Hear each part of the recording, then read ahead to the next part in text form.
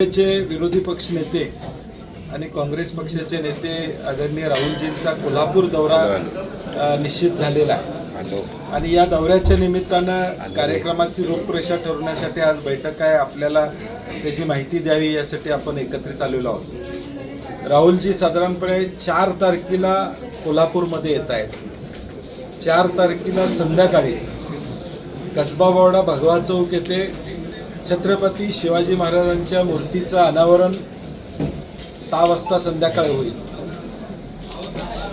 तो एक भव्य दिव्य कार्यक्रम त्या ठिकाणी असणार आहे, कारण कसबावडा लाईन बाजार परिसरामध्ये आणि कोल्हापूरमध्ये छत्रपती शिवाजी महाराजांची मूर्ती बऱ्याच वर्षानं या ठिकाणी बसते आणि त्याचं उद्घाटन राहुलजींच्या हस्ते आम्ही प्रामुख्यानं करत आहोत। 4 तारखेला हा कार्यक्रम झाला की राहुल गांधीजींचा मुक्काम हा कोल्हापूरमध्ये असणार आहे। 5 तारखेला सकाळी शाहू समाधी स्थळला 15-20 मिनिटं अभिवादन करून तिथं थोडा वेळ ते थांबणार आहेत आणि तिथं काही कार्यक्रम असणार आहे साधारणपणे।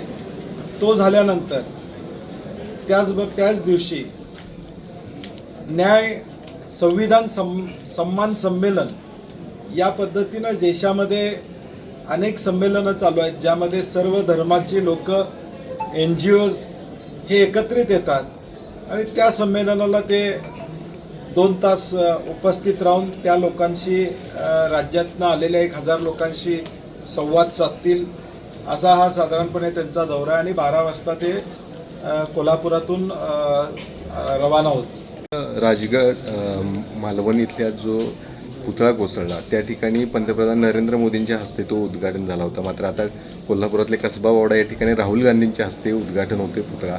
कशी काळजी नेमकी घेतली, कारण ही सगळी अशा पद्धतीची सगळी काळजी आम्ही अगदी अत्यंत चांगल्या पद्धतीनं ती काळजी घेतलेली आहे, कारण की 2023 मध्ये आम्ही जाहीर केलं होतं की छत्रपती शिवाजी महाराजांची मूर्ती आम्ही भगव्या चौकात उभारू। 1 वर्ष त्याला आम्हाला लागलं, कारण की हे 1-2 महिन्यात होण्यासारखं काम नव्हतं आणि गेले 6 महिने आमदार ऋतुराज पाटील स्वतः त्यामध्ये लक्ष घालून मूर्ती कशा पद्धतीनं करायची, कशी करायची, शस्त्र असणारी मूर्ती आहे, म्हणजे सगळे शस्त्र छत्रपती शिवाजी महाराजांची असणारी ही मूर्ती मला वाटते कदाचित पहिली मूर्ती असणार आहे, कारण अनेक ठिकाणी महाराजांची तलवार असते, इथं सगळी शस्त्र त्यामध्ये इनकॉर्पोरेट केलेले आहेत आणि इतिहासकारांना बरोबर घेऊन त्यांच्याही सूचना त्यामध्ये घेऊन अत्यंत भव्य आणि देखणी सुरक्षेच्या त्या दृष्टीने देखील अत्यंत नियोजनबद्ध ती मूर्ती त्या ठिकाणी केलेली आहे।